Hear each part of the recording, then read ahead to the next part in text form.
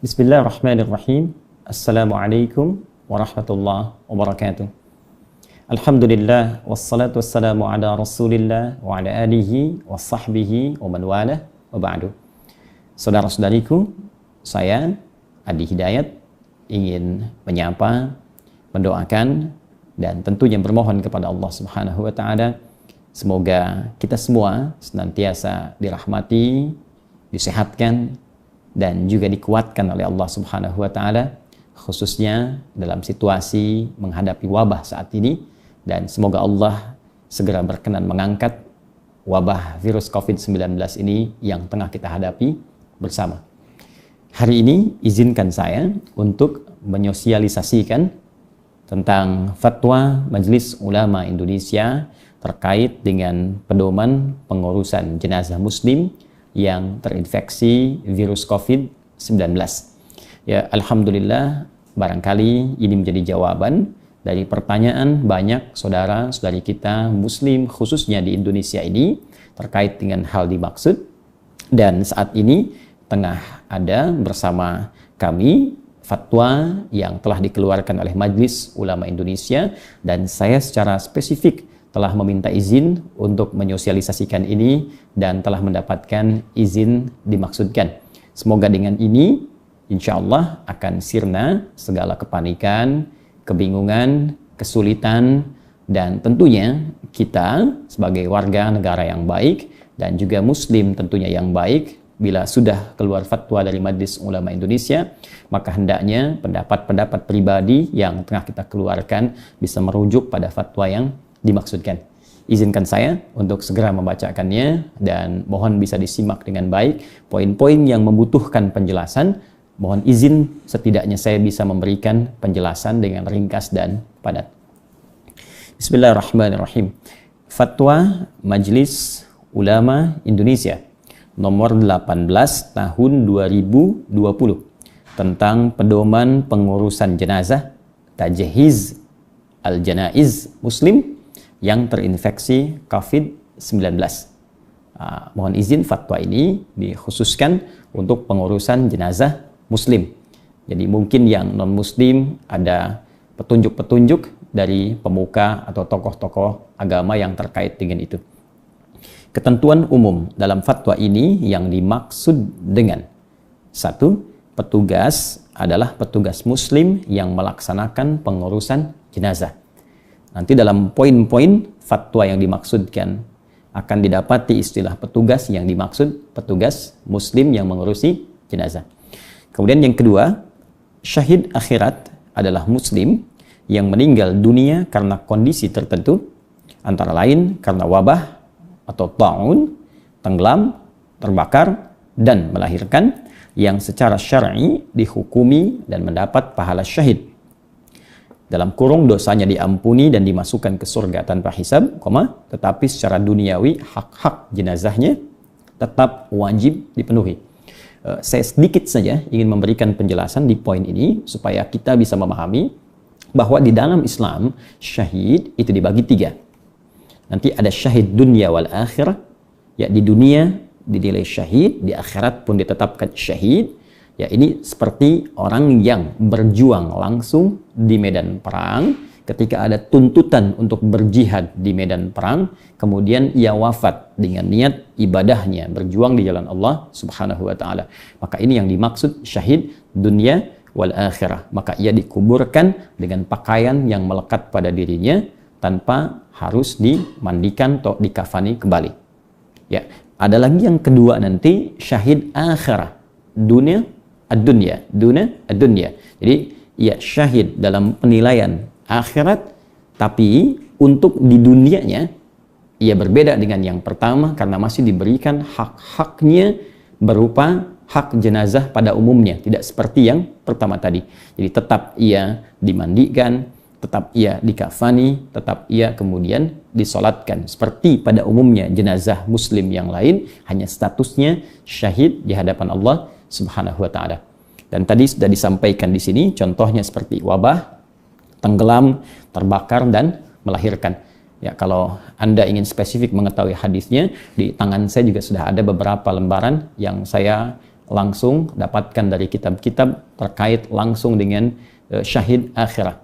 Ya, seperti ada riwayat di sini dari sahabat istri Nabi bahkan ya sallallahu alaihi wasallam dari Sayyidah Aisyah radhiyallahu taala anha ummul mukminin, bahwa beliau menyampaikan informasi Nabi pernah bersabda, "Falaisa min 'abdin yaqa'u ta'unu fihi fayamkuthu fi baladihi sabira muhtasiba an ya'lamu annahu lam yusibhu illa ma kataballahu azza wa jalla lahu illa kana lahu mithlu ajri syahid."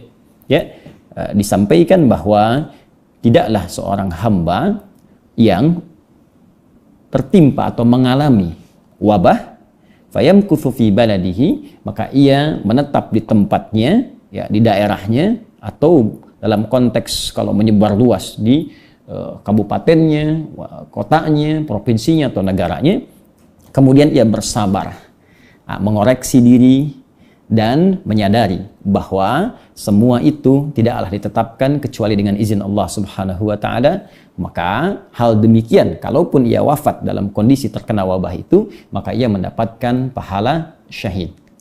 Nah, ini pun dikuatkan kalau Anda buka di Al-Bukhari dan Muslim riwayat sahabat Abu Hurairah radhiyallahu taala anhu, Nabi pernah menyampaikan asy-syuhada'u khamsatun.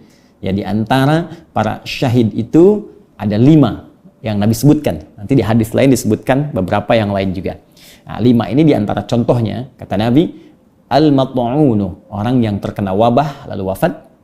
Yang kedua al-mabtunu, ya, orang yang mengalami penyakit perut yang sangat, ya, kemudian ia wafat. Ya, yang kedua ini seperti ibu misalnya yang tengah mengandung, mengalami penyakit perut, wafat, ya, saat mengandung, apalagi kemudian melahirkan, maka masuk juga kemudian kategori syahid. Yang ketiga al-ghariqu, yang wafat dalam hal tenggelam. Yang keempat sahibul hadmi, yang tertimpa bangunan. Ya, kemudian yang kelima syahid fi sabilillah. Nanti di hadis lain Anda temukan juga yang terbakar, ya. Kemudian juga spesifik di sini disebutkan yang melahirkan dan beberapa contoh yang lain. Poin kedua ini saya ingin memberikan berita gembira bagi sebagian yang mungkin tengah bersedih. Karena boleh jadi karena panik, bingung.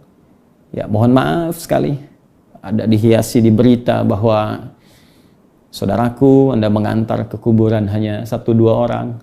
Bahkan mungkin terasa sunyi, tidak ada orang mengantarkan, tidak seperti hari-hari biasanya. Demi Allah saya katakan, Anda mendapat berita gembira. Bahwa statusnya insya Allah dengan rahmat Allah Subhanahu wa ta'ala yang wafat syahid. Allah mengangkat derajatnya. Kenapa kita yang masih hidup bersedih? Tugas kita sekarang mengisi dengan beramal saleh, ya, sabar dengan kondisi ini, karena Allah telah memberikan berita gembira kepada kita melalui lisan Nabi-Nya. Tinggal kita yang mengisi hari-hari dengan penuh kebaikan. Itu poin terbesar yang kita mesti sadari. Sehingga insya Allah dalam situasi ini pun kita berjuang untuk menutup supaya virus tidak menyebar kepada yang lainnya. Saat bersamaan Allah berikan penegasan lewat Nabi kita sallallahu alaihi wasallam bahwa perjuangan kita diapresiasi oleh Allah. Yang wafat syahid, yang hidup pun mendapatkan pahala yang tidak sedikit dengan izin Allah Subhanahu wa taala. Kemudian poin nomor 3 dalam ketentuan umum, APD, alat pelindung diri, adalah alat pelindung diri yang digunakan oleh petugas yang melaksanakan pengurusan jenazah. Jadi kalau ada istilah APD, yang dimaksud tadi yang kami jelaskan. Baik, saya masuk pada ketentuan hukum. Ya, 1. Menegaskan kembali ketentuan Fatwa MUI nomor 14 tahun 2020 angka 7 yang menetapkan pengurusan jenazah tajhiz al-janaiz yang terpapar COVID-19, terutama dalam memandikan dan mengafani, harus dilakukan sesuai protokol medis dan dilakukan oleh pihak yang berwenang dengan tetap memperhatikan ketentuan syariat. Sedangkan untuk mensalatkan dan menguburkannya dilakukan sebagaimana biasa dengan tetap menjaga agar tidak terpapar COVID-19. Fatwa ini telah saya sampaikan di sosialisasi sebelumnya, dan ini fatwa yang nomor 18 tahun 2020 adalah penegasan dari yang kemarin pernah disampaikan. Poin 2, umat Islam yang wafat karena wabah COVID-19 dalam pandangan syara termasuk kategori syahid akhirat yang tadi saya sampaikan, dan hak-hak jenazahnya wajib dipenuhi, yaitu dimandikan, dikafani, disolati, dan dikuburkan. Saya tegaskan lagi poin ini, dan hak-hak jenazahnya wajib dipenuhi, yaitu dimandikan, dikafani, disolati, dan dikuburkan, yang pelaksanaannya wajib menjaga keselamatan petugas dengan mematuhi ketentuan-ketentuan protokol medis. 3. Pedoman memandikan jenazah yang terpapar COVID-19 dilakukan sebagai berikut. Ini detail dari petunjuk yang tadi disampaikan. A. Jenazah dimandikan tanpa harus dibuka pakaiannya. Nah, ingat baik-baik, jadi kalau Anda petugas yang bertugas memandikan jenazah terpapar atau terinfeksi COVID-19, ini sudah ada fatwa dari MUI, jika jenazahnya muslim, maka jenazah dimandikan tanpa harus dibuka pakaiannya. Ini fatwa tidak sembarangan, jadi mohon maaf, mohon izin dan mohon berkenan saya menegaskan, jangan masuk ke wilayah-wilayah komentar bila bukan bidangnya. Nah, jadi mohon izin sekali lagi, kalau kita bicara ekonomi, ekonom yang berhak memberikan pandangan. Kita bicara hukum-hukum keduniaan, ahli hukum bicara. Nah, sekarang kita bicara spesifik tentang hal yang penting, urgen di agama, maka jangan semua orang menjadi mufti. Jangan semua orang mendadak pintar agama. Ya, ini mesti kita ikuti. Jadi Anda jangan pernah berkomentar kenapa tidak dibuka, tidak ini sudah penelitian, sudah bertanya, sudah ada dokter dipanggil, sudah semua didengar keseluruhannya, maka keluar fatwa semacam ini. Jadi jangan khawatir, yang memandikan pun tidak akan mengurangi nilai-nilai, karena dalam kondisi darurat berbeda hukum seperti hal biasanya. Saya ulangi untuk menegaskan. A. Jenazah dimandikan tanpa harus dibuka pakaiannya. B. Petugas wajib berjenis kelamin yang sama dengan jenazah yang dimandikan dan dikafani. Ya, wajib. Awas, jadi kalau yang perempuan, petugas mesti perempuan. Kalau ia laki-laki, petugas mesti laki-laki. Karena itu saya sarankan dan saya tegaskan ya kepada khususnya semua muslim, tidak usah aneh-aneh.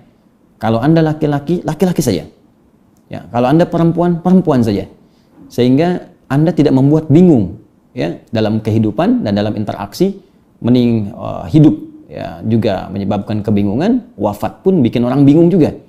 Ya, jadi kalau Anda laki-laki, nanti yang mengurus laki-laki, kalau Anda perempuan, yang mengurus perempuan. Jadi tolong dari sekarang, dan saya membantu mendoakan, kalau memang laki-laki cukup jadi laki-laki, perempuan cukup perempuan, sehingga saat wafat pun nanti yang mengurusi kemudian mudah dalam pelaksanaannya. C. Jika petugas yang memandikan tidak ada yang berjenis kelamin sama, maka dimandikan oleh petugas yang ada dengan syarat jenazah dimandikan tetap memakai pakaian. Jika tidak, maka ditayamumkan. Nah, jika memang tidak ada lagi yang lain-lain, ya, kemudian jenis kelaminnya tidak ada yang sama, maka di sini fatwa nomor C, dimandikan oleh petugas yang ada. Ya, tapi ini dalam kondisi yang sangat mendesak dan kondisi yang memang sangat tidak ada lagi, dan ini hampir sulit ditemui. Jadi kalau memang ada, jangan mencari-cari yang tidak ada, dan jangan menggunakan ya kondisi yang C ini jika yang B-nya masih ada. Ya, jika yang B-nya masih ada. Baik. Dan ingat, keterangan yang paling digarisbawahi atau harus kita perhatikan dengan betul, bahwa jenazah dimandikan tetap memakai pakaian. Jika tidak, maka ditayamumkan. Ya, maka jika tidak ditayamumkan. Mohon izin, di urutannya tetap memandikan dengan air seperti biasa. Jika kesulitan, maka tayamum. Ini sudah standar. Ya, mandikan kemudian tayamum.